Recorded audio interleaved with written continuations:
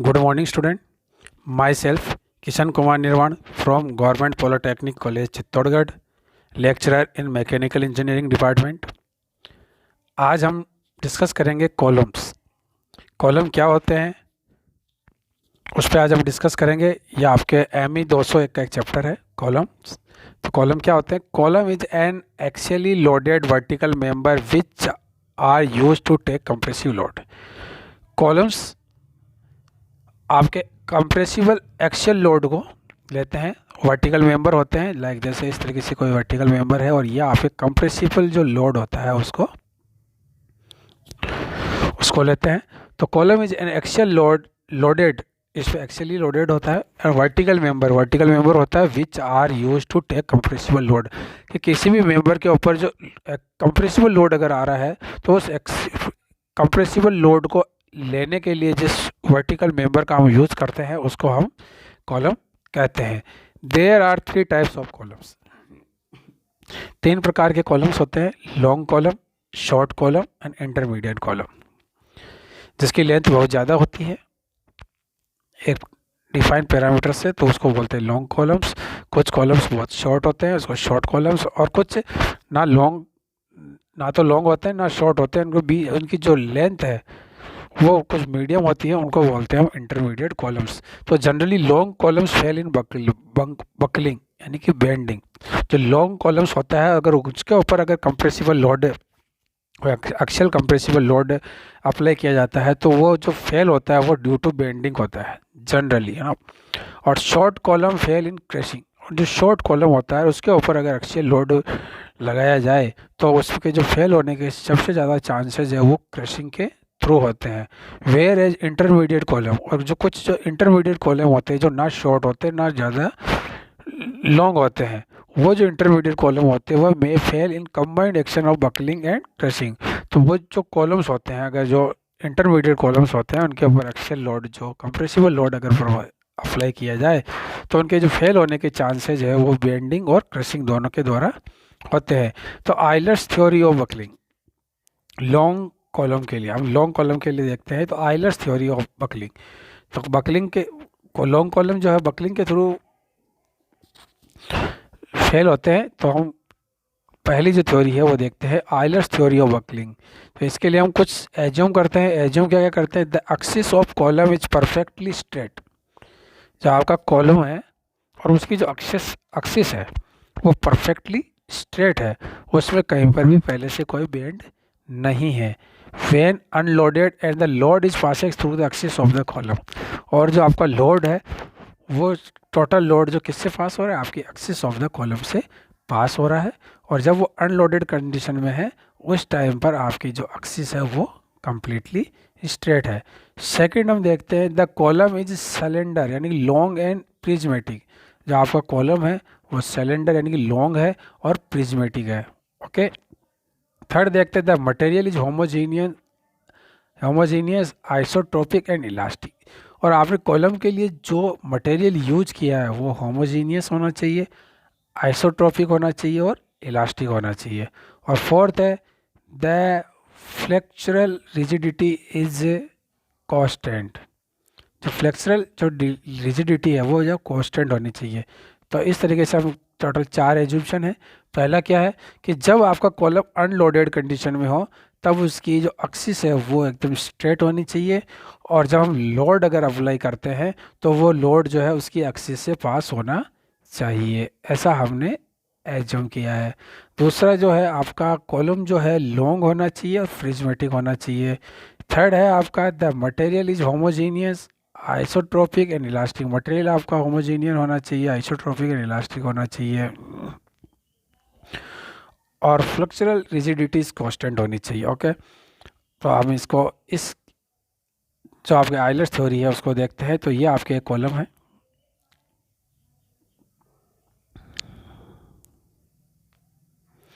इस तरीके से लाइक ये आपके कॉलम है और इस तरीके से इसके ऊपर कोई भी लोड अपन प्रोवाइड करते हैं, अप्लाई करते हैं. तो हम देखते हैं यहाँ से कोई एक सेक्शन लेते हैं, ये इस तरीके से इसमें इस तरह से बेंडिंग आती है. तो ये जो डिस्टेंस है ये है वाई, ठीक है. और टोटल जो आपके लेंथ है वो एल है. तो E I D two Y upon D X square equal to M X. हम डिफ्लेक्शन से चैप्टर्स में पढ़ चुके हैं कि जो डिफ्लेक्शन आता है वो किस तरीके से हम शो करते हैं, तो वो देखते हैं E I D two Y upon D X square, जो डिफ्लेक्शन लेक्चर में पढ़ चुके हैं, इक्वल टू होता है M X moment of inertia, तो वो होगा माइनस पी वाई। यहाँ पे पी लोड अप्लाई हो रहा है, इस जगह पर जो आपके लोड है वो पी है, पी यहाँ पर जब हम लोड अप्लाई करते हैं तो आपके पास लोड जो है, तो इस तरीके से E Y D two Y upon D X square equal to M X minus M X equal to minus P Y. इसको हम क्वेश्चन को रीअरेंज करते हैं तो D two Y upon D X square, तो सबसे पहले किस तरह से अरेंज किया हुआ है कि सबसे पहले तो D two Y upon D X square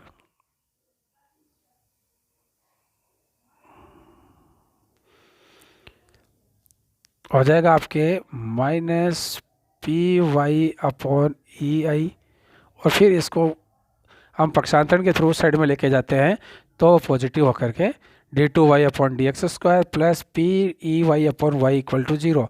तो सॉल्यूशन ऑफ दिस इक्वेशंस, ये एक आपके डिफरेंशियल इक्वेशंस में कन्वर्ट हो चुकी है। इसको जब इक्वेशन को सोल्व करते हैं तो वो आता है Y one equal to C one cos root E P upon E I X plus C two sine root P upon E Y into X. ये आपके मैथमेटिक्स में डिफरेंशियल इक्वेशंस को सॉल्व करने का फॉर्मूला है। At X equal to zero तो Y equal to zero, X बराबर zero पे आपकी वाई की वैल्यू क्या है, जीरो। तो जैसे ये वैल्यू हम पुट करते हैं वही zero C one plus C one की जो वैल्यू है आपके जीरो आती है। एट द एक्स बराबर एल तो वाई इक्वल टू जीरो, तो zero C two sine P तो cos C two not equal to zero in, तो sine root P upon E I and dot L equal to zero. That's mean आपके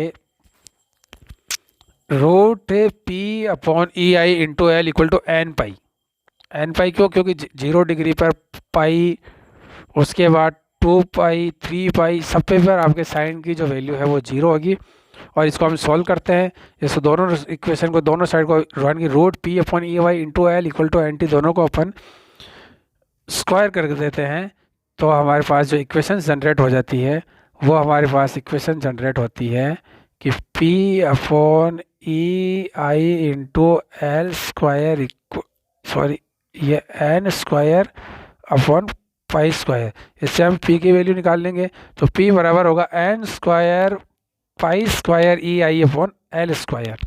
यहाँ N है number of buckling lobes, कि buckling के lobe कितने प्रकार के जो हम ये देख सकते हैं, जैसे कि बीच में बकलिंग के लोब है तो हमारे पास बकलिंग के लोब कितने हो गए, यहाँ इसमें देखते हैं तो यहाँ पर ये एक और ये दो, और यहाँ पर 1 2 3 लोब बन रहे हैं, तो वो एन की वैल्यू। तो फॉर सिंगल बकलिंग लोब अगर एक ही बकलिंग लोब है तो पी ई इक्वल टू होगा एन की वैल्यू 1 रखी है तो pi square E I minimum.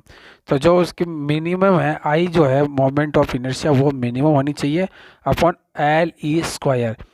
तो एल ई आपके इफेक्टिव लेंथ है, I minimum minimum moment of inertia of the cross section.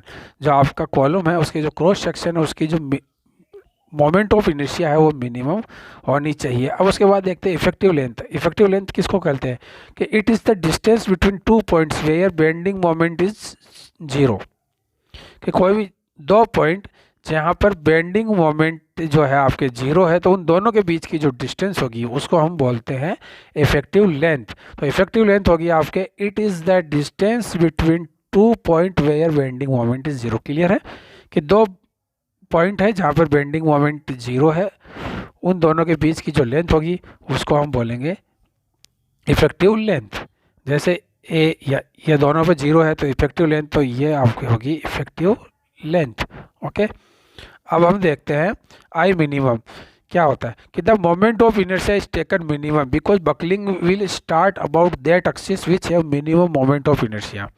तो हम जो ये पी ई फाइंड आउट कर रहे हैं तो आई मिनिमम फाइंड आउट करेंगे ताकि हमें वो लोड पता चले जिस पर इसके फेल होने के चांसेस ज़्यादा हो। तो the moment of inertia is taken minimum. हम मिनिमम क्यों लेते हैं, क्योंकि जो बकलिंग आपकी उस एक्सिस से स्टार्ट होती है जिसके रेस्पेक्ट में आई जो है मिनिमम हो। ओके, तो the moment of inertia is taken minimum because buckling will start about which axis which have minimum moment of inertia. उसके बाद हम देखते हैं पीई। पीई क्या होता है, आइलर बकलिंग लोड। सबसे पहले है Euler buckling load, Euler crippling load, या उसको क्रिटिकल लोड भी बोलते हैं। अब उसके बाद देखते हैं आप पे क्या आ रहा है यहाँ पे कि पाई square E I minimum upon L E square.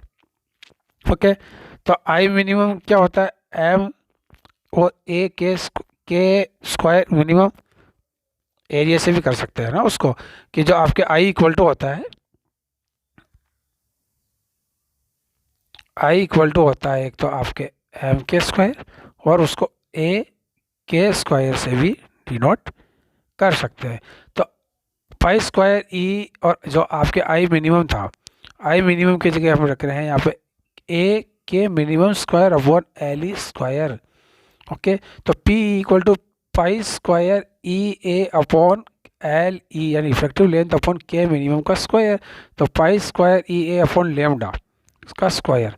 अब यहाँ पे जो आपके लेमडा है, lambda equal to L E upon K minimum, तो उसको बोलते हैं हम सिलेंडरनेस रेशियो। तो के मिनिमम यानी minimum radius of gyration, gyration का जो मिनिमम रेडियस है वो क्या है। तो हम देखते हैं कि लेमडा जो है होता है वो सिलेंडरनेस रेशियो होता है। तो P E upon A equal to pi square E upon lambda square, तो sigma E equal to pi square E upon lambda square. मतलब आपके जो स्ट्रेस की वैल्यू होगी वो होगी pi square E upon slenderness का रेशियो का स्क्वायर। उसके बाद हम सिलेंडरनेस रेशियो और स्ट्रेस के बीच में कर्व लेते हैं। तो आपको ये कर्व दिख रहा होगा, ये एक कर्व है, ये जो कर्व है, तो इसके ये वाला जो एरिया है वो अनसेप होता है। अगर हमने कोई कॉलम बनाया और सिलेंडरनेस रेशियो जो है इसके अंदर आ रहा है, इस जोन में आ रहा है, तो वो आपका कॉलम जो है अनसेप होगा। ओके, उसके बाद देखते हैं कि ये क्रिटिकल वैल्यू प्राप्त होती है हमें लेमडा सी की यहाँ पर, तो उसको बोलते हैं हम सिग्मा ई या sigma Y equal to sigma Y. और ये जो लेंड होता है, ये वाला एरिया, इसको बोलते हैं शॉर्ट कॉलम। इसके ये वाला जो हो जाएगा शॉर्ट कॉलम हो जाएगा, ठीक है, और ये वाला जो हो जाएगा लॉन्ग कॉलम। तो आइलर थ्योरी बकलिंग वैलिड, ठीक है, तो आइलर थ्योरी जो है इस रीजन के लिए वैलिड होती है जहाँ lambda is greater than lambda C. और उसके बाद हम देखते हैं कि ये वाला रीजन, ये वाला जो रीजन होता है उसमें यहाँ तक 30 to 40% ऑफ लेमडा सी, उस वक्त तक हम देखते हैं कि ये शॉर्ट कॉलम होता है, और फिर 40 से 100% ऑफ लेमडा सी जो होता है इंटरमीडिएट कॉलम होता है। ओके, फॉर माइल्ड स्टील के लिए ई की वैल्यू होती है 2.1 into 10⁵ mega pascal, sigma Y और सिग्मा ई की वैल्यू होती है 250 मेगा पास्कल, और लेमडा सी की जो वैल्यू होती है 91 फॉर वाइल्ड स्टील के लिए। तो 91 से अगर ज़्यादा है आपके लेमडा की वैल्यू, आपके सिलेंडर रेशियो की वैल्यू, तो वो लॉन्ग होगा, और 91 का 40 से 30% के आसपास है तो शॉर्ट कॉलम, अदरवाइज वो इंटरमीडिएट कॉलम होगा। इस तरीके से हम सिलेंडरनेस रेशियो फाइंड आउट करते हैं और आइलर स्ट्रेस फाइंड आउट करते हैं। उसके बाद देखते हैं effective length in the various conditions. तो पहली कंडीशन हमारे पास आती है बोथ एंड हिंज। अगर दोनों ही हिंज एंड है उनको हिंज किया हुआ है, तो यहाँ पर बेंडिंग मोमेंट जीरो होगा, यहाँ पर बेंडिंग मोमेंट जीरो होगा। तो इन दोनों के बीच की जो डिस्टेंस होगी वो होगी एल ई। तो एल ई बराबर एल, ओके, तो पी बराबर होगा पाई square E I upon L square. Okay, तो एल बराबर एल ही होता है। उसके बाद देखते हैं one end is fix another is hinged. अगर एक एंड को फिक्स किया जाए, दूसरे एंड को अगर हिंज किया जाए, तो हमारे पास जो इफेक्टिव लेंथ है वो आती है एल अप बाई √2। तो उस समय हमारा पास जो फॉर्मूला होगा वो होगा 2, जहाँ पर एल ई है वहाँ पर आप लिखिए एल बाई √2, ठीक है, तो होगा 2 पाई square E I upon L square in the both the end hinge, sorry both and fixed. अगर दोनों ही एंड को फिक्स कर दिया जाए तो हमारे पास जो एल ई की वैल्यू आएगी, इफेक्टिव लेंथ आएगी, वो आएगी एल बाई 2। तो P E equal to 4 pi square E I upon L square. अगर one end is fixed and another end is fixed, another end is free, तो L E equal to 2L। तो हमारे पास जो formula generate होकर आएगा वो आएगा, जहाँ पर एल ई है वहाँ पर 2L रखिए, उसका स्क्वायर करोगे तो pi square E I upon 4L square. क्योंकि हमारे पास जो फॉर्मूला है पी का वो है पाई square E I upon L ई का स्क्वायर।